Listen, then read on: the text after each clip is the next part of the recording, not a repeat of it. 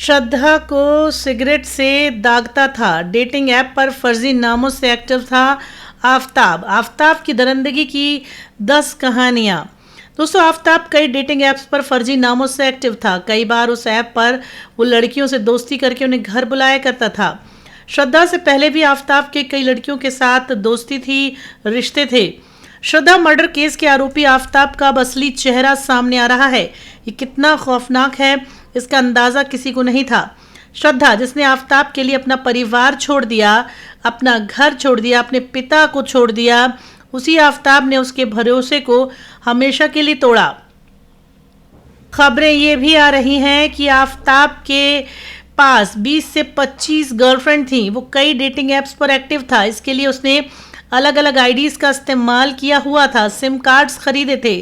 Police के मुताबिक chatting और मैसेज भेजकर लड़कियों को आकर्षित करने में आफताब एक्सपर्ट था।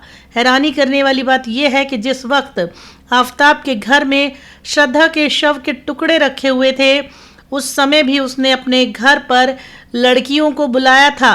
आफताब का श्रद्धा से पहले भी कई लड़कियों से संबंध था। श्रद्धा के दोस्त ने बताया कि आफताब उसके साथ मारपीट करता था, आए दिन झगड़ा हुआ करता था, फिर उसे बुरी तरह मारता था।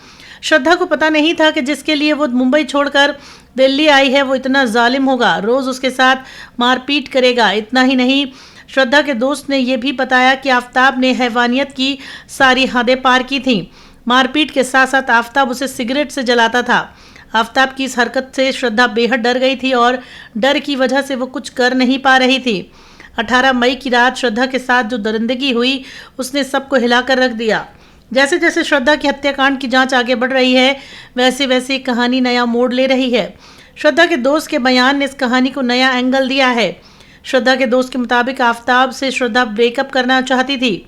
आफताब श्रद्धा को लगातार ब्लैकमेल कर रहा था कि अगर उसने आफताब को छोड़ने की कोशिश की तो वो या तो उसे मार देगा या खुद सुसाइड करके श्रद्धा के परिवार को फंसा देगा। अब ये बात सामने आ रही है कि श्रद्धा आफताब पर शादी के लिए दबाव डाल रही थी, कि उस पर शक करती थी। आफताब का अफेयर किसी और लड़की से चल रहा था। क्या इस वजह से उसने श्रद्धा को मार दिया?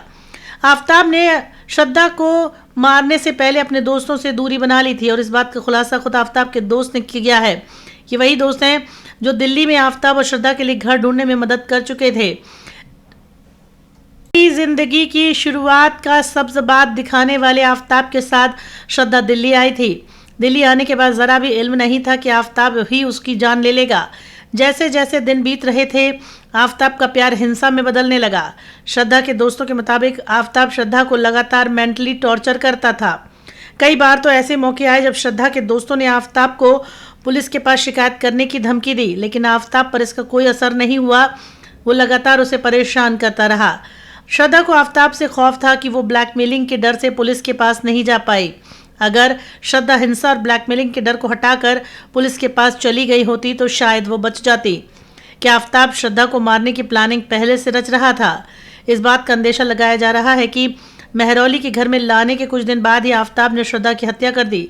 श्रद्धा के पड़ोसियों के मुताबिक उन्होंने श्रद्धा को वहां बिल्कुल नहीं देखा या कम देखा। हालांकि उस इलाके में काम करने वाले एक प्लम्बर के मुताबिक उसने श्रद्धा को फ्लैट में देखने की बात बोली। प्लम्बर के मुताबिक आफताब को मोहल्ले में ज़्यादा देखा गया। पुलिस अब केस की कड़ियां जोड़ने में लगी है। उन्हें श्रद्धा के कपड़ों की तलाश है, जहां वो कूड़ेदान का कचरा फेंका करता था। पुलिस ने ऐसे 2 स्पॉट चिन्ह किए हैं। पुलिस ने गाड़ी की पहचान की जहां ये कपड़े फेंके गए। आफताब ने श्रद्धा के शरीर के 35 टुकड़े किए और मेहरौली के जंगलों में एक एक करके फेंक दिए। आफताब ने पुलिस के सामने कबूल किया कि वो 20 दिन तक लाश के टुकड़े फेंकता रहा और सारे टुकड़े छतरपुर और मेहरौली के आसपास फेंके गए। आफताब ने ये टुकड़े आसपास इसलिए फेंके क्योंकि ज़्यादा दूर जाने में उसे डर था पकड़े जाने का। पुलिस अब श्रद्धा के शरीरों के टुकड़ों को बटोर रही है। आफताब की निशानदेही पर श्रद्धा के शव के कई टुकड़े बरामद भी हुए हैं। पुलिस दिन रात सर्च कर रही है। सर्च में डॉग्स की मदद ली जा रही है। आफताब के हथियार टुकड़ों को बरामद करने के लिए महाराष्ट्र और कुछ इलाकों में भी पुलिस जा सकती है। श्रद्धा की हत्या के बाद आफताब ने फ़ोन स्विच ऑफ किया, लेकिन पुलिस को शक है कि वो महाराष्ट्र के अलावा कुछ और राज्यों में भी गया। इसलिए पुलिस को लग रहा है कि हथियार जंगल में न होकर कहीं और फंसा हुआ है। अपने प्यार की बेरहमी से हत्या और उसके बाद शरीर के टुकड़े उन्हें फ्रिज में करके रखने के लिए बार बार वो जगह बदला करता था। टुकड़ों को फ्रिज के निचले हिस्से में तो कहीं फ्रीजर में रखता था। टुकड़ों की बदबू बाहर ना आए इसलिए बार बार अदला बदली करता था। घर में पड़े डेड बॉडी के टुकड़े और खून की सफाई के लिए उसने एक बड़ी प्लानिंग रची। उसने घर, फ्लोर, वॉशरूम सबको केमिकल से साफ किया ताकि उसका कोई राज जब खुले तो पुलिस को, फॉरेंसिक टीम को कुछ भी ना मिले। इसके अलावा फ्रिज और कमरे की सफाई के लिए एसिड का इस्तेमाल किया गया। आफ्ताब ने श्रद्धा के घर के अंदर खून के धब्बे सब कुछ उसने मिटा दिए थे ताकि घर के अंदर एक भी खून का धब्बा ना मिले। आफ्ताब ने इस मर्डर को एक शातिर कातिल की तरह अंजाम दिया और पुलिस को चकमा देने की कोशिश की। श्रद्धा मर्डर केस में आफ्ताब के कई खुलासे होने से पता चलता है कि वो एक शातिर, प्लानिंग करने वाला आदमी है। आफ्ताब ने कबूला की श्रद्धा की हत्या के बाद वो बिल्कुल नॉर्मल जिंदगी जी रहा था ताकि किसी को शक ना हो। वो रोज़ काम पर जाता था, सोशल मीडिया पर पोस्ट करता था। आफ्ताब जानता था कि श्रद्धा के घर वालों से उसकी बात नहीं होती, इसीलिए उसे तलाशने कोई नहीं आएगा। उसे यही लगा कि उसे कोई तलाशेगा नहीं। बता दें कि वो उनके दोस्तों के संपर्क में रहा सोशल मीडिया के जरिए। उसने शक ना हो इसलिए श्रद्धा के सोशल मीडिया अकाउंट को प्लानिंग में शामिल किया और उसके भी इंस्टाग्राम से वो पोस्ट अपडेट करता था। किसी रिश्तेदार या दोस्त को शक ना हो कि श्रद्धा कहाँ है, सबको लगे कि वो जिंदा है। श्रद्धा अपना सोशल मीडिया अकाउंट ऑपरेट कर रही है। जिस आफ्ताब को श्रद्धा अपना सब कुछ मानती थी, उसी आफ्ताब ने पहले झगड़े किए, मारपीट की, हैवानियत की हदें पार कर दी।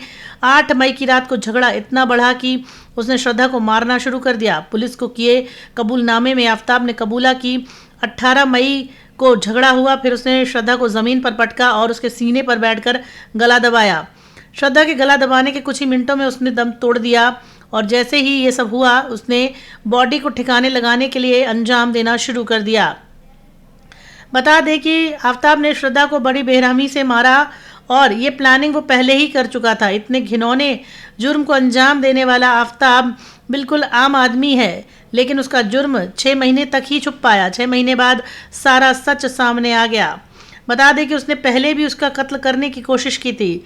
फिलहाल पुलिस जांच में जुटी है। आफ्ताब से पूरा सच उगलवाने की कोशिश में है पुलिस। उसका नार्को टेस्ट भी करवाया जाएगा जिससे और हत्या के कांड के और भी खुलासे हो सकेंगे।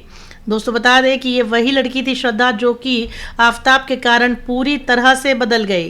क्या है इन दोनों की और प्रेम कहानी में ऐसा, आपको सब कुछ बताएंगे। जी हाँ दोस्तों, फिलहाल इस वीडियो में इतना ही। धन्यवाद।